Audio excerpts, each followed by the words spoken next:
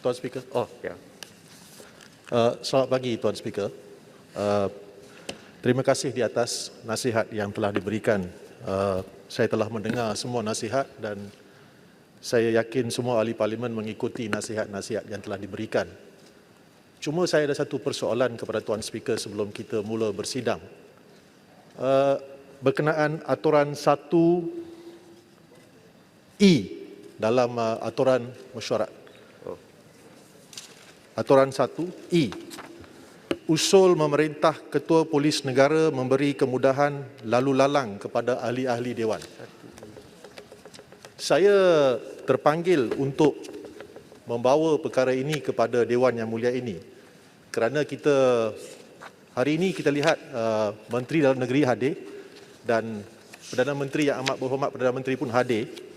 Sedarkah Tuan Speaker bahawa berlaku satu insiden pada 2 hari bulan Ogos 2021 apabila ahli-ahli Parlimen Pembangkang dalam perjalanan ke Parlimen kita disekat oleh polis Diraja Malaysia bukan di perkarangan Parlimen tetapi dekat bulatan Bank Negara. Dan pada hari itu kali terakhir kita bersidang adalah pada 29 hari bulan Julai. Ketika itu Dewan telah ditempohkan beberapa kali oleh Timbalan Speaker dan kali terakhir pukul 5 Timbalan Speaker memaklumkan bahawa Dewan akan bersidang semula pada 2 hari bulan. Jadi kebanyakan daripada kami telah meninggalkan barangan-barangan kami di Dewan Yang Mulia ini. Ada juga yang tinggalkan barangan di pejabat. Dan pada hari Ahad kami dimaklumkan bahawa Dewan tidak akan bersidang. Bagi saya sendiri, saya dalam perjalanan ke Parlimen untuk berjumpa dengan Setiausaha Dewan, dengan Tuan Speaker untuk mengetahui apakah yang berlaku dan bukankah boleh pada hari Sabtu dan Ahad disinfeksi dilakukan di Dewan Yang Mulia ini. Walau bagaimanapun kami disekat dan kami tidak dibenarkan untuk datang ke Dewan. Cuma permintaan saya kepada Dewan Yang Mulia ini dalam kehadiran Menteri Dalam Negeri dan Yang Amat Berhormat Perdana Menteri adalah untuk pastikan kejadian itu tidak berlaku sekali lagi.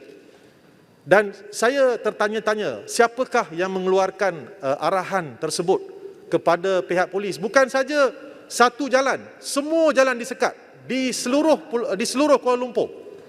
Semua jalan disekat. Kami sebagai ahli parlimen mempunyai hak untuk hadir di sini, berjumpa dengan pegawai-pegawai lain untuk menguruskan hal-hal berkenaan parlimen. Jadi persoalan saya, kenapa perkara itu berlaku? Satu, siapakah yang mengeluarkan arahan kepada pihak polis Diraja Malaysia untuk menyekat kami? Dan ketiga, bolehkan Tuan Speaker memastikan perkara itu tidak berlaku lagi? Apakah jawapan Tuan Speaker? Saya tunggu respon daripada Tuan Speaker. Ya, terima kasih. Saya masih ingat. Saya nak tambah sikit saja. Sikit berusul dengan yang dibangkitkan, iaitu saya dalam perjalanan ke pejabat Ketua Pembangkang Parlimen. Sejak bila yang pejabat Ketua Pembangkang itu diharamkan untuk dihadiri oleh Ketua Pembangkang? Kerana Menteri Dalam Negeri ada, saya ingat penjelasan itu lebih sesuai.